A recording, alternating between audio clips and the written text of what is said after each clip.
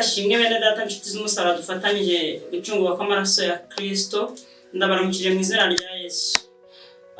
Tugarutse kuri channel ya Evangelique Uwimana Mary Claudine. Ndabasuhuje. Nubundi ni umwanya wo kuganira ijambo ry'Imana nkuko bisanzwe, kari cyane izajya inyuzwaho ijambo ry'Imana ndetse n'indirimbo n'ubuhamya, indirimbo zo kuramya no guhimbaza Imana n'ubuhamya. Yesu naduhana umugisha. Tugarutse rero, reka tubanze dusenga Imana hanyuma dukomeze dusome ijambo ry'Imana. Turagushimiye Uwiteka Nyir'ingabo Imana, turagushimiye kutajya uhinduka, tugushimiye ko uri mwiza kandi ubere mwiza abagutegereje bose. Babanye natwe n'ushimwe.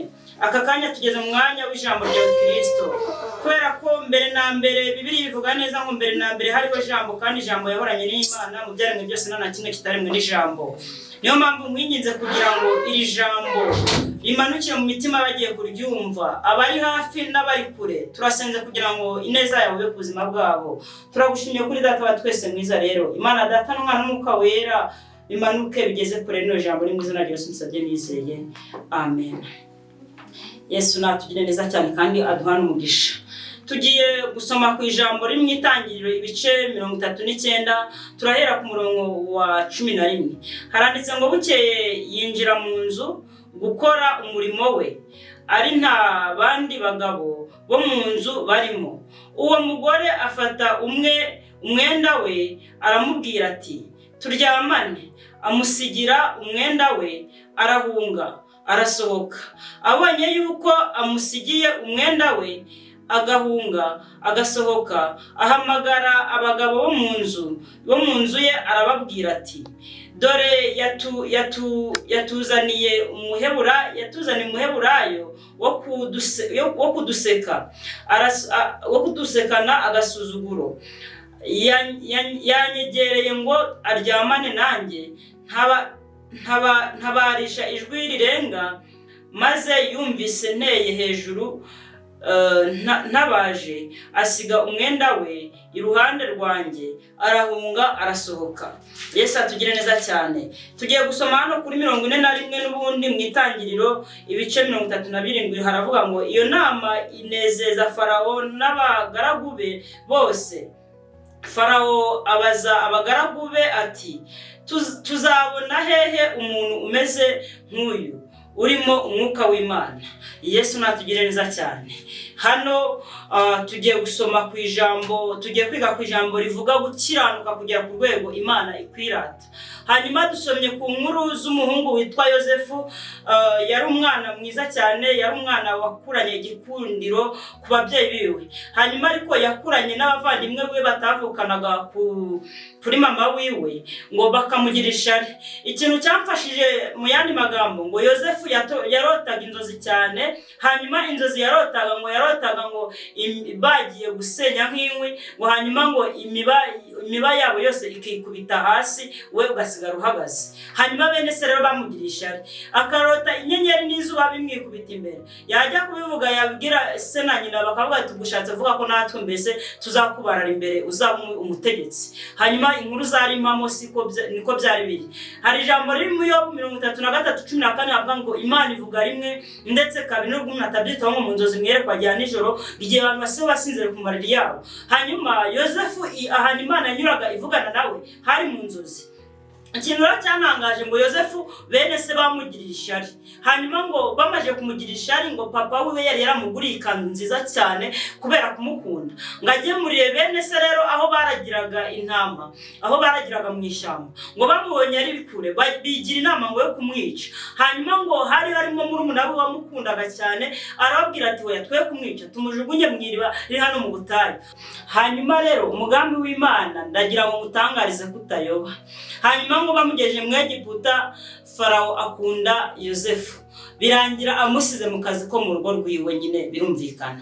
Hanyuma ngo akagezemo Yosefu agakora neza, akazi kiwe kagenda neza. Ngo birangira muka Potifara amubonye ngabona ni mwiza, yumva ngaramubengutswe, igikundiro cy'Imana cyari kiri kuri Yosefu mu yandi magambo. Ariko ikintu natangajwe kuri Yosefu, yarahunze.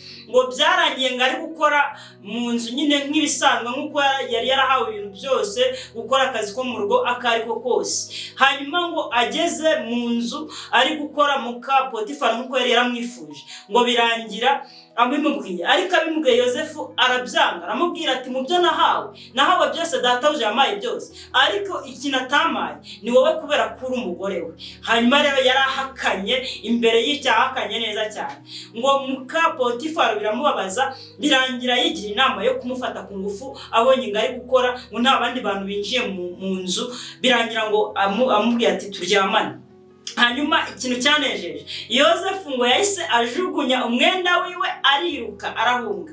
Amaze guhunga muka Potifari abona ko amwaye, akozwe n'ikimwaro, ngo yigira inama yo gutabaza ati munabare, databuja yatuzaniye umuheburayo wo kuduseka, wo kudukwena, wo kugira ngo bigende gutya na gutya. Hanyuma ngo byarangiye bwose Yosefu yarahunze, ngo birangira bamujyanye mu nzu y'imbohe.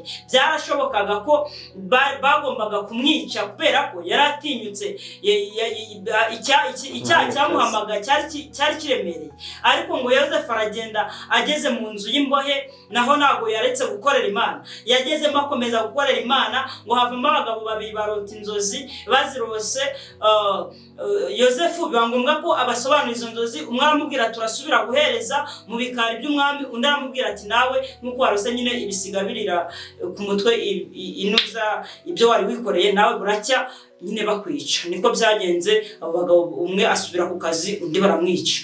Rero ndagira ngo mbwire Yosefu iyo aza kuryamana na muka Potifari, inzizo ziwe ntabwo zari zirabimamo, byari birarangira bamwishe cyangwa se mbese ntabwo byari biroroha. Ariko Yosefu ngo ageze muri gereza, amaze gusobanurira abo bantu izo nzozi, aguma muri gereza, umwe asubira mu kazi kiwe. Hanyuma ngo igihe kiragera, umwami aza kurota inzozi. Ndagira nkubwire ngo umugambi w'Imana ntabwo uyoba, kandi bigusaba gukiranuka kugera ku rwego Imana ikwirata, ikakwirata aho uri, ikakwirata aho utuye. Hanyuma ngo Yosefu yakomeje gukiranuka. Umwami aza kurota inzozi, ngarota amahundo 7 abyibushe, amahundo 7 y'iminanu, arota inka 7 z'imishishe n'inka 7 z'iminanu. Hanyuma inzozi zirabacanga. Yesu atugire neza cyane. Hari ibintu bicanga abantu, ariko umuntu uri mu mwuka w'Imana we ntabwo bijya bimucanga. Hanyuma ngo byarangiye byacanze, ngahamagara abakonikoni bo mu Egiputa, ahamagara abapfumu bo mu Egiputa. Ibyo biva ngo yari yabanje gukoresha abanyabwenge birabayobera, baracanganyikirwa, abapfumu birabayobera, abakonikoni birabayobera. Mbese twatumana twose tudafite, tutavuga, tudakora, twose twari twayobewe. Hanyuma rero ngo wa mugabo waje kurotora, Yosefu yaje kurotora inzozi, ahita avuga ati hari umuntu uzi kurotora inzozi.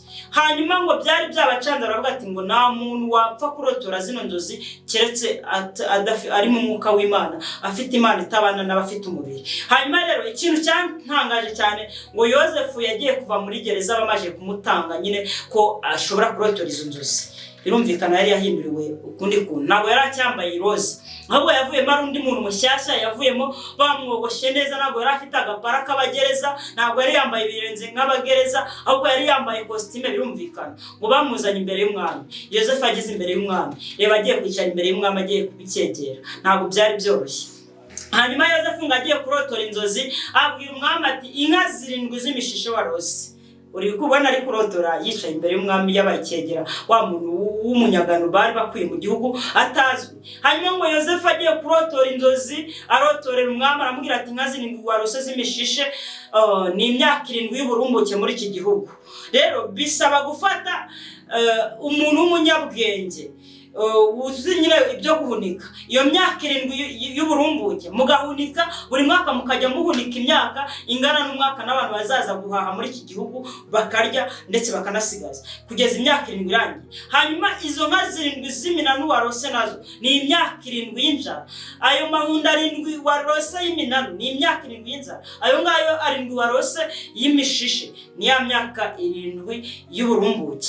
Hanyuma rero arangije bagira inama, aravuga ati rero iyi nama imeze gutya na gutya, mushaka umuntu w'umunyabwenge kurusha abandi banyabwenge, ategeka iby'iyo myaka uko azayihunika, hanyuma abantu bazajya baza guhaha amenye uko abiba paka nyine iyo myaka 7 irangiye y'inzara bikagenda neza cyane. Yesu atugire neza cyane. Amaje kurotora izo nzozi kuri 41:32 niho twasomye ngo maze iyo nama inyura Farawo n'abagaragu be bumva barishimye cyane, barashaka, babona nta wundi munyabwenge babona umeze nka Yozefu uri mu mwuka w'Imana. Yesu atugire neza cyane. Yozefu kubera ko yari umunyagano ntabwo yari akwiye kwimika nga uwa kabiri umugambi w'Egiputa, ariko kwari kugira ngo umugambi w'Imana usohore ku buzima bwiwe.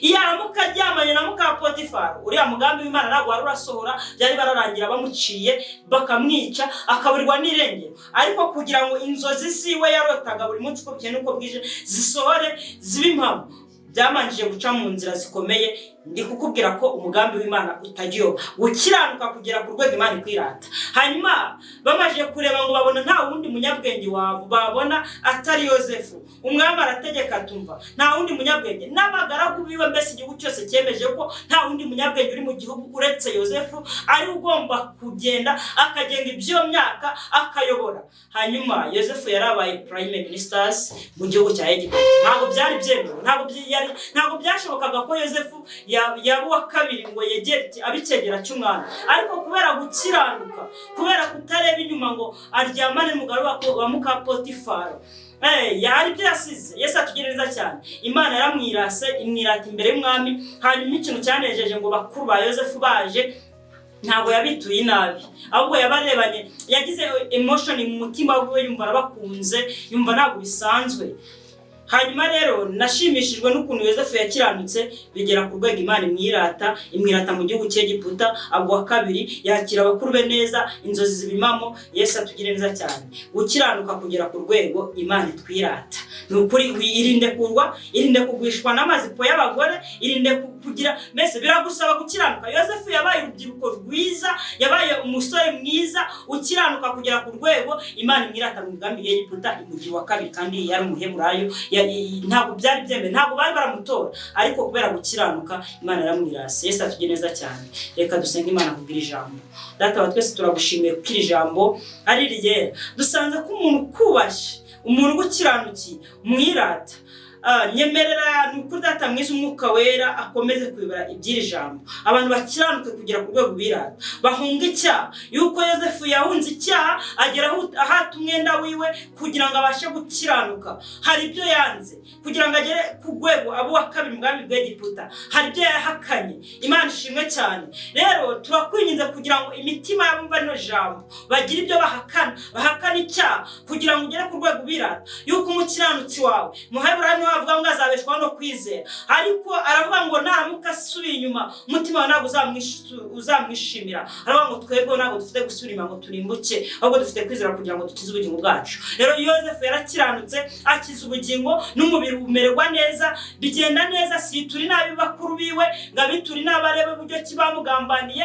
Mbese Mana turagushimye kuri Imana itagihenda kuri byose. Unyemerere ijambo rigere hafi na kure, imitima ibyumve ihumurike. Abagize ibyo batanga kugira ngo bashe kugira mu bintu bidasobanutse, ubagire neza, bumve rino jambo, bumve buryo ki Yozefu yakiranutse akagirirwa neza, akabona neza yawe. Ngo bana natwe mu byose mu izina rya Yesu bisabye nizeye, amen. Dufite amashiwe, dufite ubuhamya, Imana yakoze ibikomeye kuri twe. Kurikira uyu murongo kandi n'Imana dusangira